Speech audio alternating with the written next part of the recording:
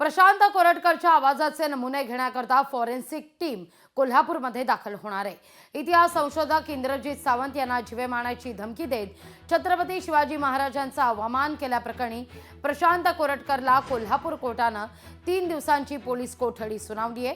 कोरटकरला Rajarampuri police ठाण्यातील कोठडीत ठेवण्यात आले आहे। तपास अधिकाऱ्यांनी रात्री उशिरापर्यंत त्याची चौकशी केली असून महिनाभर त्यांना कुठे प्रवास केला, कोणाशी संपर्क केला याचा देखील शोध घेतला जातोय। आर्थिक व्यवहार कोणाशी केले या संदर्भात चौकशी सुरू आहे। या सगळ्याचा आढावा घेतला आपले प्रतिनिधी सतेज औंधकर यांनी। इतिहास संशोधक इंद्रजित सावंत यांना धमकी देऊन महापुरुषांची बदनामी केल्याच्या प्रकरणामध्ये प्रशांत कोरटकर याला 3 दिवसाची पोलीस कोठडी आहे ती कोल्हापूर जिल्हा सत्र न्यायालयाने सुनावल्यानंतर त्याला राजारामपुरी इथल्या खरं तर पोलीस ठाण्यामध्ये असणाऱ्या एका कोठडीमध्ये ठेवण्यात आलेलं आहे। यामध्ये खरं तर पाहिलं तर गेल्या महिन्याभरापासून प्रशांत कोरटकर फरार होता आणि या ठिकाणी याच परिसरामध्ये हे जे ग्रीन फलक लावलेला आहे याच्यामध्ये आतमध्ये पुरुषांची पोलीस कोठडी आहे आणि त्याच ठिकाणी त्याला ठेवण्यात आलेलं आहे।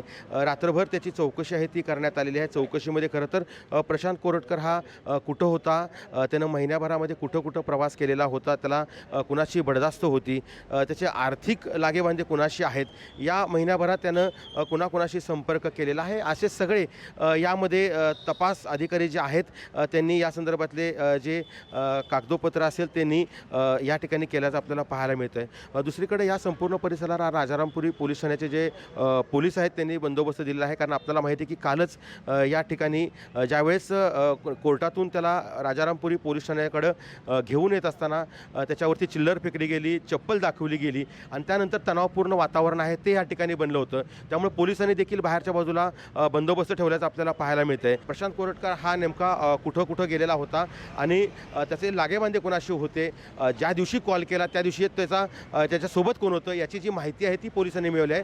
शिवाय आज साधारणतः 11 नंतर प्रशांत कोरटकर याची जी फॉरेन्सिक चाचणी आहे म्हणजे आवाजाचे नमुने घ्यायचे ते देखील आज घेतले जाणार आहेत। तपास अधिकारी आहेत ते काही वेळातच या ठिकाणी दाखल होणार आहेत आणि आपल्याला आज प्रशांत कोरटकर याचे आवाजाचे नमुने घेतल्याचं देखील पाहायला मिळणार आहे। सतेज औंधकर, लोकशाही मराठी, कोल्हापूर। लोकशाही मराठी ऐका, पहा, जागरूक रहा।